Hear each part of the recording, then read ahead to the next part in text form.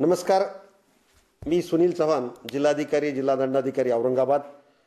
मित्रांनो, औरंगाबादमध्ये आज कोविडचे 127 पेशंट आहेत।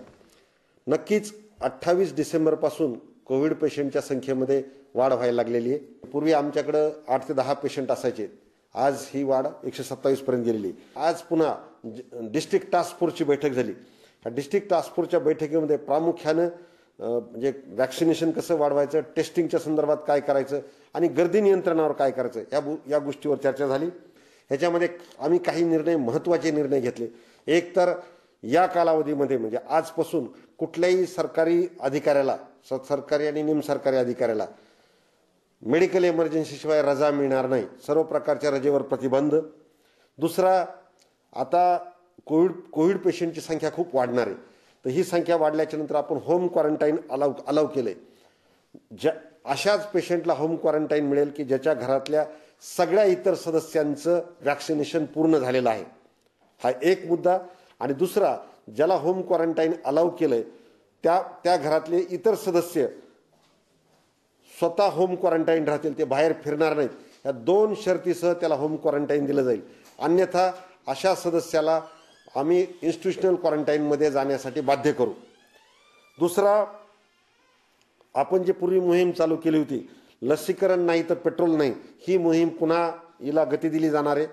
कारण बरेचसे नागरिक बिना लसीकरणासह किंवा बिना मास्कसह बाहेर फिरत आहेत। याच्यामुळे संसर्ग पसरण्याचा धोका वाढत आहे। या सगळ्या कालावधीमध्ये मास्क वापरण्यावर पूर्णतः प्रशासनाचा आग्रह राहणार आहे। बिना मास्क वापरता निघणाऱ्या नागरिकांना 500 रुपये दंड करणे, प्रसंगी त्यांच्यावर इतर प्रकारच्या कारवाई करणे, अशा स्वरूपाचे पावलं उचलले जाणार आहेत। याच्यानंतर एक महत्त्वाचा मुद्दा म्हणजे गर्दी होणारी ठिकाणे। गर्दी कुठं कुठं होते? विवाह समारंभ, बर्थडे, हुरडा पार्ट्या।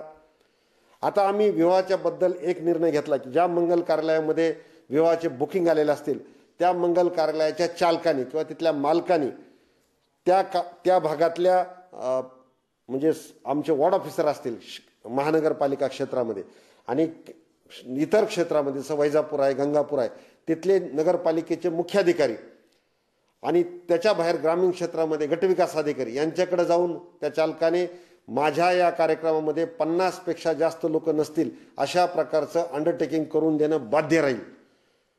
म्हणजे त्याच्याकडे जे बुकिंग झाले सगळ्या बुकिंगमध्ये तो 50 पेक्षा जास्त लोक येणार नाहीत याचं एक अंडरटेकिंग करून आपल्याला देणार आहे।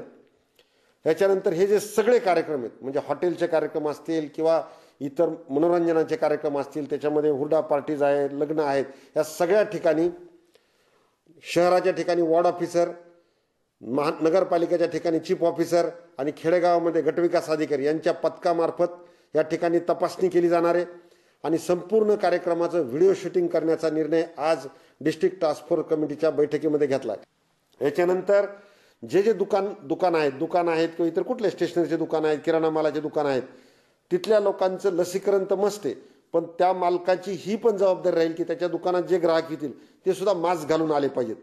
ते जर बिना मास्कचे आले तर आम्ही ग्राहकाला दंड करून दुकान चालकाला दंड करू। याच्यानंतर एक गोष्ट मला नागरिकांना खास करून सांगायची, आपण गेल्या 15 दिवसापासून एक मोहीम राबवली होती। त्याच्यामध्ये आरटीओच्या माध्यमातून म्हणजे डेप्टी आरटीओच्या माध्यमातून शहरातल्या अनेक चौकामध्ये नागरिक गाडीमध्ये जाताना मास्क वापरतात का याची तपासणी केली होती। याच्यामध्ये आपण 1875 लोक असे आढळले, म्हणजे 1875 जे की मास्क वापरत नव्हते। अशांच्या बाबतीत त्यांच्यावर मोटार वाहन कायद्यानुसार त्यांना आपण नोटिसेस दिलेल्या आहेत दंडाच्या। मित्रांनो, या सगळ्यांच्या माध्यमातून औरंगाबाद शहरामध्ये कोरोनाचा प्रादुर्भाव कमी व्हावा असा प्रशासनाचा मानस आहे। आणि सगळ्यात महत्त्वाचं, शहरामध्ये अनेक ठिकाणी अनेक लोक अनेक प्रकारच्या अफवा पसरवत आहेत। ह्या अफवावर विश्वास ठेवू नका। जेव्हा आपल्याला असं वाटेल कुठल्या गोष्टीचं तर जिल्हाधिकारी कार्यालयाची कंट्रोल रूम आहे, महानगरपालिकेची कंट्रोल रूम आहे, मुख्य कार्यकारी अधिकाऱ्याची कंट्रोल रूम आहे, याच्या माध्यमातून आपण खातरजमा करू शकता। त्याच्यामुळे अफवा काही पसरवल्या गेली कुणाकडून तर त्याचं निराकरणही केलं जाईल, प्लस अफवा पसरवणाऱ्यावर कारवाई पण केली जाईल। बस एवढंच मला आपल्याशी सांगायचं होतं। आम्हाला विश्वास आहे की तुम्ही नेहमीच आम्हाला साथ दिली तशी यापुढे द्याल। जय हिंद।